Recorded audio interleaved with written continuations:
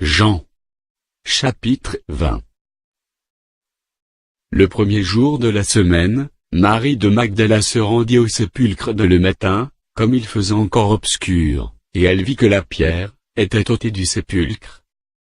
Elle courut vers Simon-Pierre, et vers l'autre disciple que Jésus aimait, et leur dit, « Ils ont enlevé du sépulcre le Seigneur, et nous ne savons où ils l'ont mis. » Pierre et l'autre disciple sortirent, et allèrent au sépulcre. Ils couraient tous deux ensemble.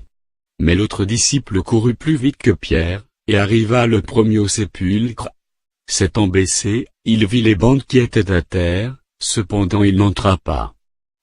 Simon-Pierre, qui le suivait, arriva et entra dans le sépulcre, il vit les bandes qui étaient à terre, et le linge qu'on avait mis sur la tête de Jésus, non pas avec les bandes, mais plié dans un lieu à part. Alors l'autre disciple, qui était arrivé le premier au sépulcre, entra aussi, et il vit, et il crut. Car il ne comprenait pas encore que, selon l'Écriture, Jésus devait ressusciter des morts. Et les disciples s'en retournèrent chez eux. Cependant Marie se tenait dehors près du sépulcre, et pleurait.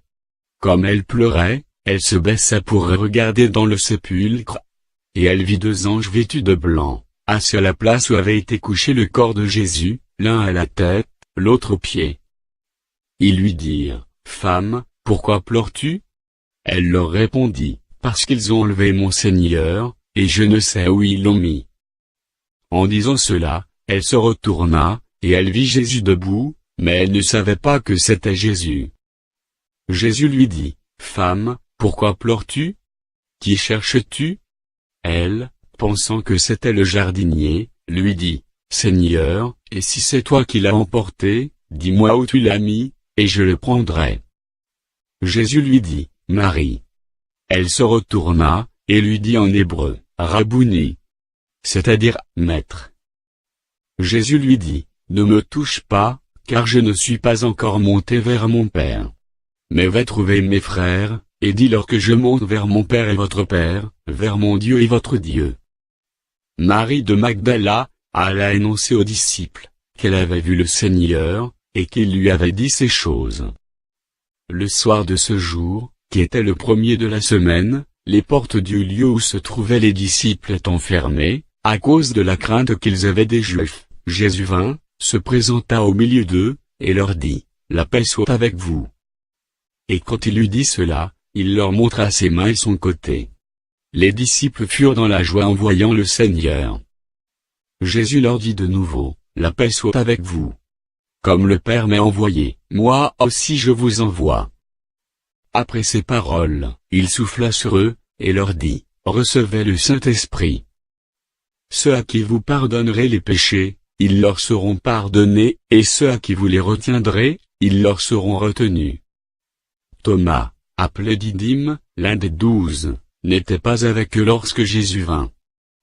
Les autres disciples lui dirent donc, « Nous avons vu le Seigneur. » Mais il leur dit, « Si je ne vois dans ses mains la marque des clous, et si je ne mets mon doigt dans la marque des clous, et si je ne mets mes mains dans son côté, je ne croirai point. » 8 jours après, les disciples de Jésus étaient de nouveau dans la maison, et Thomas se trouvait avec eux.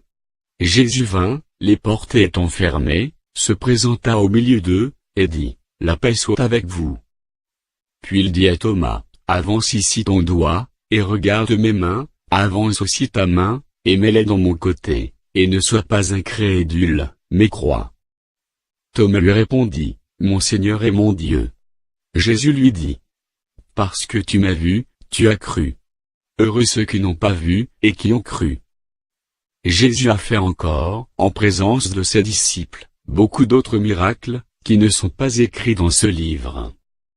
Mais ces choses ont été écrites, afin que vous croyiez que Jésus est le Christ, le Fils de Dieu, et qu'en croyant vous ayez la vie en son nom.